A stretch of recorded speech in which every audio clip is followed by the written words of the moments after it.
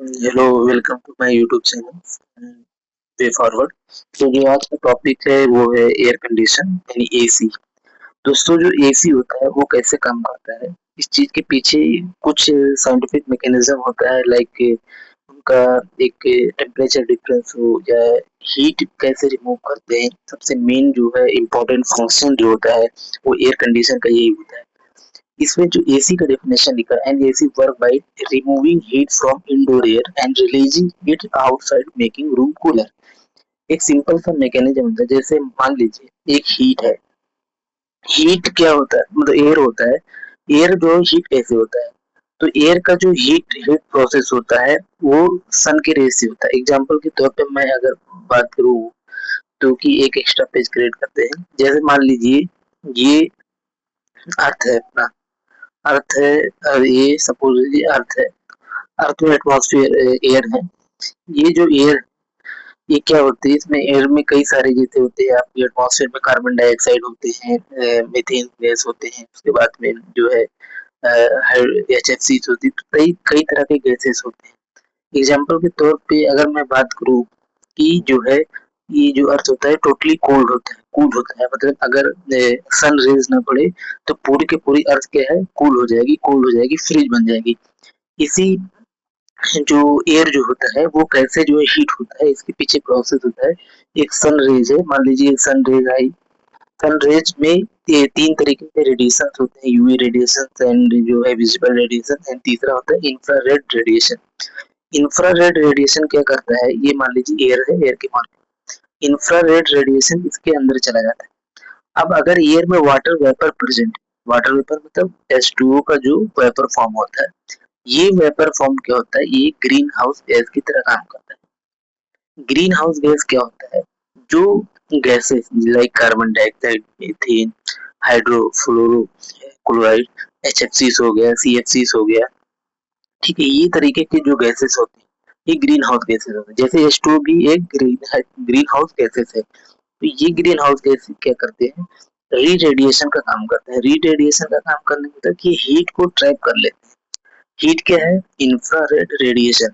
तो हीट किससे प्रोड्यूस होता है, इंफ्रारेड रेडिएशन से होता है।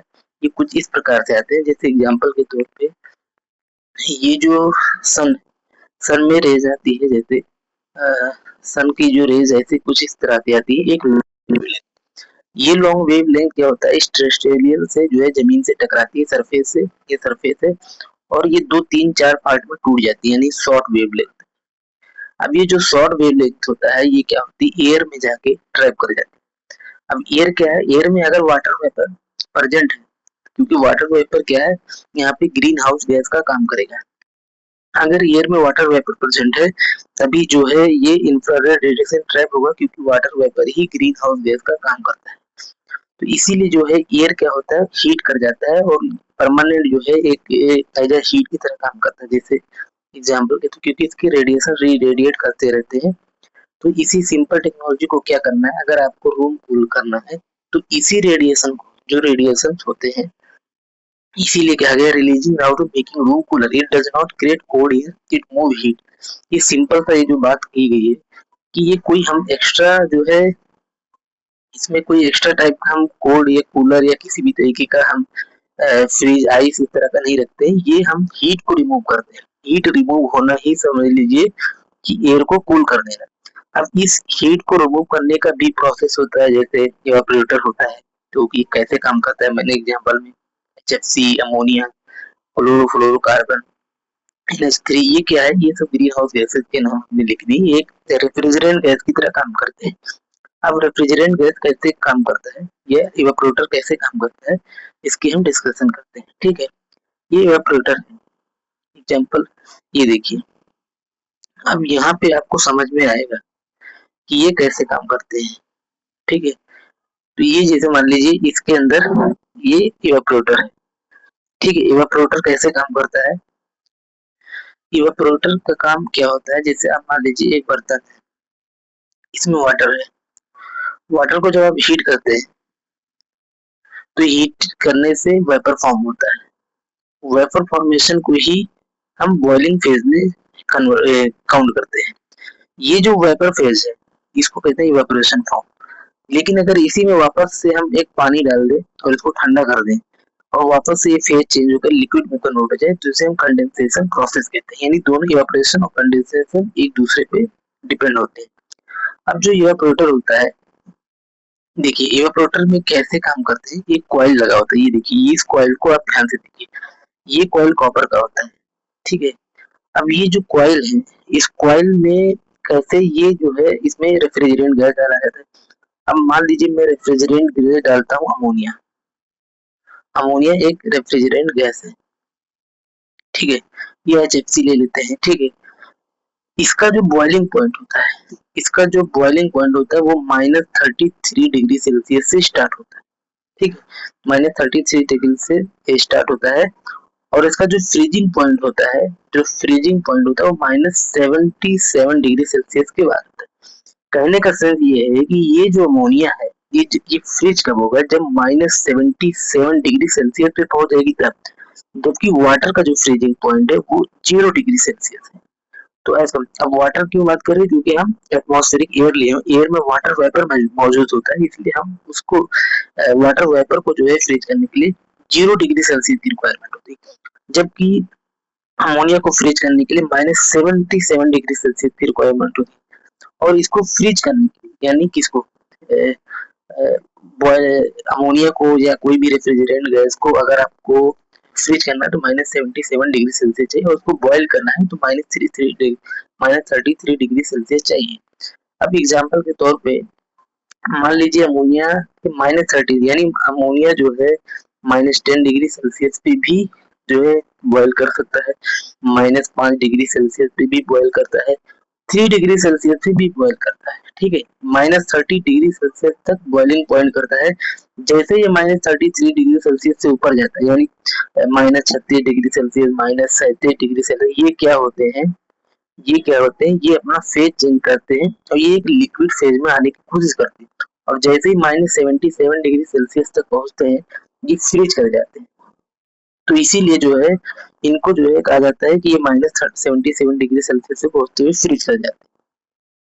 तो अब बात करते हैं कि बॉइलिंग पॉइंट कितना ले। अब जैसे एग्जांपल के तौर पे अगर हम 3 डिग्री सेल्सियस एग्जांपल के तौर पे अमोनिया को लेंगे, ठीक है। 3 डिग्री सेल्सियस पे क्या होता है अमोनिया, 3 डिग्री सेल्सियस पे अमोनिया जो होता है वो बॉयल करेगा। क्यों, क्योंकि इसकी बॉइलिंग पॉइंट -30 डिग्री सेल्सियस तक होती है, यानी 3 डिग्री से। लेकिन वाटर वेपर के केस में 3 डिग्री सेल्सियस पे बॉइलिंग पॉइंट नहीं होता, वो 100 डिग्री सेल्सियस पे स्टार्ट होता है। तो इसलिए जो है अगर हम 3 डिग्री सेल्सियस पे हम अमोनिया को रखेंगे एग्जाम्पल के तौर पे, या 4 डिग्री सेल्सियस, 5 डिग्री, तो उसमें वेपर फॉर्म करेगा।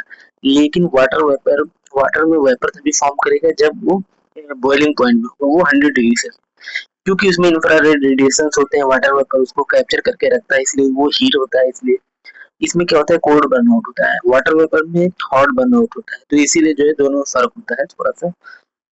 अब ये जो मान लीजिए 3 डिग्री सेल्सियस है, अगर हम इस 3 डिग्री सेल्सियस को नॉर्मली क्या है, हमें कोल्ड महसूस होता है, कूल महसूस होता है। लगभग आप 20 डिग्री सेल्सियस में है, 22-23 डिग्री सेल्सियस के बीच में आप है, तो आपको कूलिंग जैसा महसूस होगा।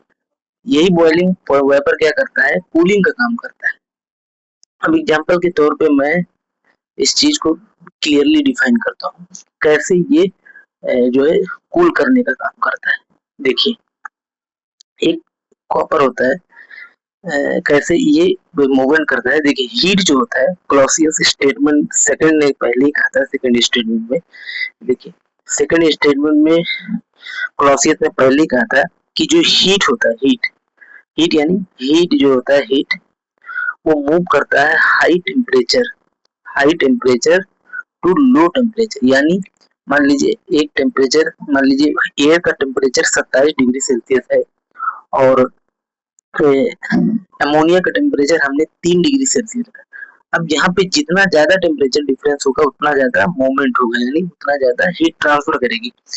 अब रूम में इसको जो है लगाया जाता है रेफ्रिजरेंट गैस को। देखिए ये रेफ्रिजरेंट गैस होता है, इस कॉइल के अंदर चलता है। ये कॉइल कॉपर का होता है। अगर आप बात करें कि कॉपर में कैसे एंटर, क्योंकि इसका हीट ट्रांसफर रेट बहुत ज्यादा होने की वजह से जो है ये क्या करते हैं, बहुत तेजी से जो है एक्सचेंज करते हैं हीट को। जैसे एग्जांपल के तौर पे अगर मैं बात करूँ, ये कॉइल है, ये कॉइल है, ये अमोनिया का, ये सॉरी, ये जनरली कॉपर का बना होता है, ये एल्युमिनियम का बना होता है। कॉपर का अगर वैलेंसी देखेंगे तो कॉपर की वैलेंसी कितनी होती है? +2, कभी-कभी, कभी-कभी +1, ठीक है। अल्युमिनियम की भी वैलेंसी +3 होती है। अब फर्क क्या होता है, वैलेंसी क्यों बता रहे हैं? जैसे क्या होता है, एक के लिए हम कार्बन कोटिंग करते हैं, कार्बन की वैलेंसी 4 होती है। यानी कार्बन क्या होता है, ये चारों तरफ से क्या करता है, इसको पकड़ के रखता है, मजबूत करके रखता है, यानी इसमें कहीं भी गैप या वाइड नहीं क्रिएट करने देता। जबकि कॉपर में, अगर आप कॉपर को लेंगे तो कॉपर में 2 बॉन्डिंग होता है, ठीक है, या एक बॉन्डिंग होता है। तो जब कॉपर में मान लीजिए इसमें 2 बॉन्डिंग हो, ठीक है, जैसे एग्जांपल के तौर पे आपका ये 2 बॉन्डिंग, ठीक है, 2 ही तरीके के बॉन्डिंग। तो जब ये 2 बॉन्डिंग होते हैं तो बीच में एक वाइड क्रिएट हो जाता है, ठीक है, ये चारों बॉन्डिंग नहीं बना पाते। ये वाइड क्या होता है, जो वाइड होते हैं बीच में, इसी से ही इंफ्रारेड रेडिएशन जो होता है वो ट्रांसफर कर जाता है, ठीक है। तो इसीलिए हम कॉपर को कहते हैं कि ये बहुत ही अच्छा हीट ट्रांसफर होता है। बहुत ज्यादा कम वैलेंसी वाले जैसे एक रखेंगे या कहीं ऐसे, तो इसमें क्या होता है, इसकी ट्रांसफॉर्म, इसका स्ट्रक्चर को भी हम आसानी से चेंज कर सकते हैं, क्योंकि इसमें बॉन्डिंग 2 ही है। अगर ये 4 बॉन्डिंग बनाते हैं तो कार्बन को इसीलिए कोट करते हैं ताकि कार्बन स्ट्रेंथ प्रोवाइड करे और इसकी बॉन्डिंग को अच्छे से मजबूत रखे, ठीक है। तो इसीलिए जो है कॉपर को रखते हैं। ये जो वाइड होता है, इसी वाइड से इंफ्रारेड रेडिएशन ट्रांसफर होता है, ठीक है। इंफ्रारेड रेडिएशन मतलब हीट, ठीक है। तो इसी वाइड की वजह से हम कॉपर को लेते हैं ताकि इसमें ज्यादा से ज्यादा हीट ट्रांसफर होता है, ठीक है। तो अगर आप इसको ध्यान से देखेंगे तो इसमें जो है कोड लगा होता है, ये वायर होता है, ये जो कॉइल होता है, इस कॉइल में रेफ्रिजरेंट गैस चलता है। रेफ्रिजरेंट गैस, सॉरी, एयर आता है, एयर बाहर से मान लीजिए एंटर किया। अब ये जो एयर है, एयर इसी से इस मतलब कि इस कॉइल से पास करेगी। कॉइल से जब पास करेगा तो जो एयर का इंफ्रारेड रेडिएशन होता है वो कॉपर से जाकर टकराएगा। कॉपर में अच्छा हीट ट्रांसफर होता है, मैंने बताया कि वो बॉन्डिंग उतना नहीं करते, तो इसलिए क्या वो रेफ्रिजरेंट गैस पे जाकर मिल जाते हैं। और जो ये एयर होता है वो अपना इंफ्रारेड रेडिएशन छोड़ता है, क्योंकि इंफ्रारेड रेडिएशन जो होता है वो वाटर वेपर में एग्जिस्ट करता है। तो वाटर वेपर क्या होता है, इस वाले कॉइल के ऊपर जम जाता है और ये नीचे ड्रेनेज पाइप होता है, ड्रेनेज एक फैन लगा होता है, ये वाटर वेपर जाके नीचे गिर जाता है और जो इसके अंदर इंफ्रारेड रेडिएशन हीट होता है वो इस कॉइल के अंदर चला जाता है और रेफ्रिजरेंट गैस के साथ मिक्स हो जाता है। और ये एयर क्या हो जाता है, कूल हो जाता है। एयर अब ये कूल हो जाता है, एयर कूल होने के बाद, एयर कूल होने के बाद यहाँ पे एक ब्लोअर, ये जो आप देख रहे हैं ब्लोअर, ये वाला, ये ब्लोअर क्या करता है, हीट जो है एयर को क्या करता है, रूम की तरफ भेजने की कोशिश करता है, यानी वापस। अब रूम एयर क्या है, कूल हो गया है और ये एयर वापस रूम की तरफ जा रहा है। अब सवाल ये है कि जब यहाँ पे जो है, जब ये प्रोसेस एयर को कूल हो गया तो फर्दर प्रोसेस की क्या जरूरत है, यानी आपको कंप्रेसर की क्या जरूरत है, आपको जो है एक्सपेंशन वाल्व की क्या जरूरत है। जब यहीं पे देखिए, जब इंफ्रारेड रेडिएशन इसके अंदर गया, इंफ्रारेड रेडिएशन इसके अंदर गया तो ये हीट कर गया। हीट करने से क्या होगा, रेफ्रिजरेंट का जो टेम्परेचर वो बढ़ेगा, यानी 5 डिग्री, जैसे मान लीजिए एयर में जो टेम्परेचर थी 27 डिग्री सेल्सियस थी, अब ये 27 डिग्री सेल्सियस क्या होगा, ये बढ़ के 3 डिग्री सेल्सियस 30 डिग्री सेल्सियस हो गया, यानी इसका टेम्परेचर रेफ्रिजरेंट गैस का बढ़ने लगा। तो इसको हम कम करने के लिए क्या करते हैं, फर्दर प्रोसेस करते हैं, इसको कंप्रेसर की तरफ भेजते हैं। अब ये बात एक हमेशा याद रखिएगा कि जो रेफ्रिजरेंट गैस होता है वो वही फर्दर मूव करता है, जो एयर होता है वो वापस रूम की तरफ जाता है। मान लीजिए ये रेफ्रिजरेंट गैस है, ठीक है, कंप्रेसर में गया। अब ये रेफ्रिजरेंट गैस क्या करेगा, कंप्रेसर में जाएगा। कंप्रेसर का जो डिजाइन होता है कैसे किया जाता है, देखिए, कंप्रेसर का डिजाइन कुछ इस तरह करके रखते हैं, ठीक है। कंप्रेसर का काम प्रेशर इंक्रीज करना होता है, टेम्परेचर भी इंक्रीज कभी कभी करते हैं, कभी कभी टेम्परेचर डिक्रीज करता है। ये दोनों डिपेंड होता है गैस पे, कौन सा फ्लूइड है। अगर मान लीजिए ये आइडियल गैस है, एयर है, तो क्योंकि एयर क्या है, आइडियल गैस है और पीवी इक्वल टू एनआरटी को ये फॉलो करता है, यानी अगर प्रेशर बढ़ेगा तो टेम्परेचर भी बढ़ेगा, ठीक है। तो अगर ये आइडियल गैस नहीं तो इसका सेम उल्टा होगा, अगर प्रेशर बढ़ेगा तो टेम्परेचर घटेगा। अगर ये एयर एक आइडियल गैस, ठीक है, रेफ्रिजरेंट गैस भी को हम एक ऐसी आइडियल गैस की ही तरह ट्रीट करते हैं, क्योंकि उसके जो इंटरमॉलिक्यूलर फोर्स वीक टाइप के होते हैं, उसमें वेपर फॉर्म होते हैं। वेपर हमेशा जो है एक एज्यूम किया जाता है कि आइडियल गैस होता है, तो क्योंकि इसके बॉइलिंग पॉइंट होते हैं, रेफ्रिजरेंट गैस होते हैं, इसमें वेपर फॉर्म होता है।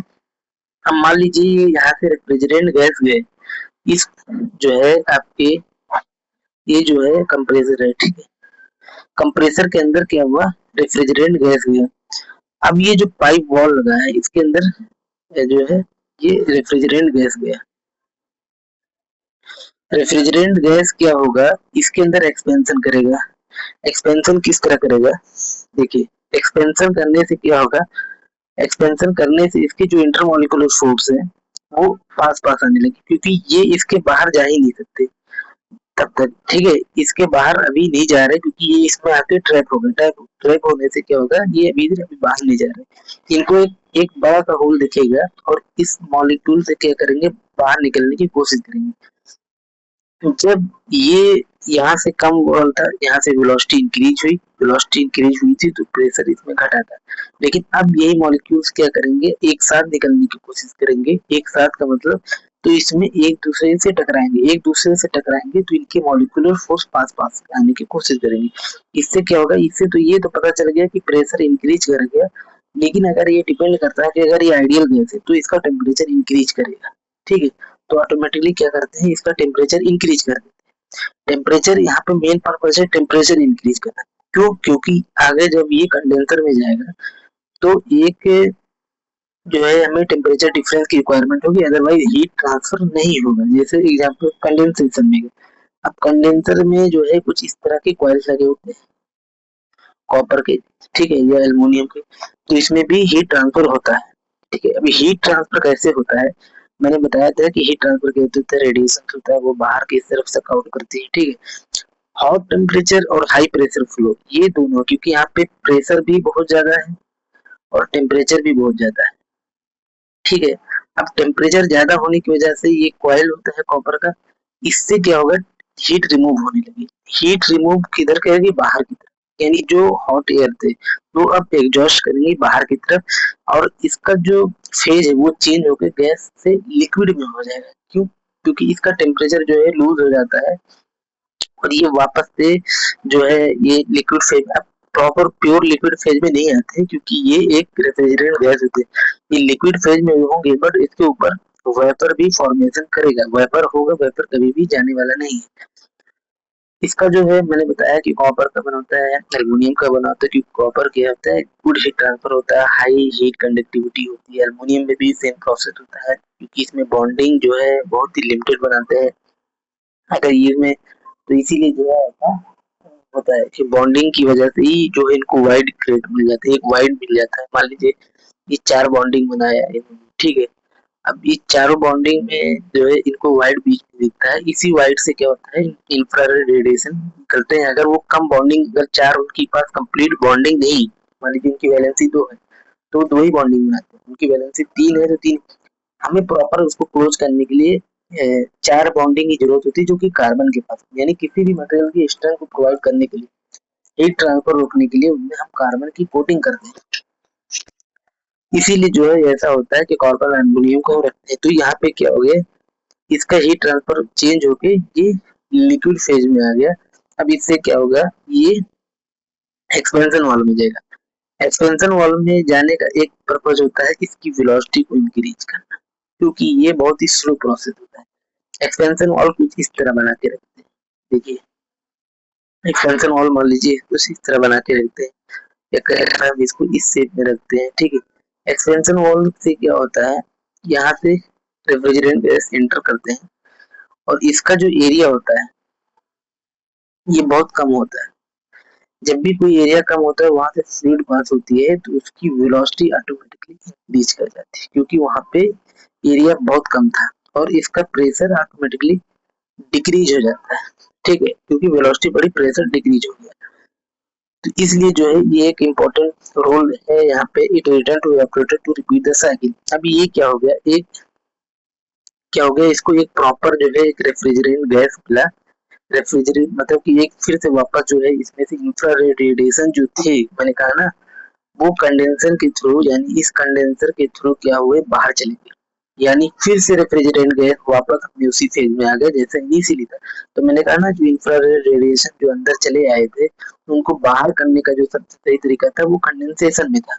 अब कंडेंसेशन से ये क्या, एक्सपेंशन वाल्व में इसलिए गए क्योंकि इनकी वेलोसिटी को इंक्रीज करना बहुत जरूरी था, क्योंकि अगर वेलोसिटी नहीं इंक्रीज होगी तो इनके मोमेंटम में या प्रोसेस जो साइक्लिक प्रोसेस है उसमें लेट होगा। अब देखते हैं, रेफ्रिजरेंट गैस के बारे में पढ़ना जरूरी होता है, क्योंकि यही जो होता है, क्या होता है कि रेफ्रिजरेंट गैस जैसे एचएफसी है, -50 degree Celsius to -10 degree Celsius, इसका फ्रीजिंग पॉइंट इतना होता है। तो ये क्या होता है, इसको पढ़ने से, जैसे अभी क्लोरीन एटम है, क्लोरीन एटम को क्या कर दिया गया, बैन कर दिया गया है मॉन्ट्रियल प्रोटोकॉल के तहत। इसको बैन कर दिया क्योंकि क्लोरीन एटम जो है वो स्ट्रेटोस्फीयर में एक ओजोन लेयर है। ओजोन लेयर क्या करता है कि क्लोरीन एटम वहां पे पहुंचते ही ऑक्सीजन से या बहुत सारी चीजों से रिएक्शन करने लगता है, और इसकी जो लेयर को क्या करता है, डिप्लीट करता है। और ये जब अगर डिप्लीट हो जाएगा तो जो सन की रेज है वो बहुत ज्यादा आना स्टार्ट हो जाती है। इसीलिए जो है ये क्लोरीन एटम जो है, ये कहीं ना कहीं ये जो है स्ट्रेटोस्फीयर के लिए सही नहीं है।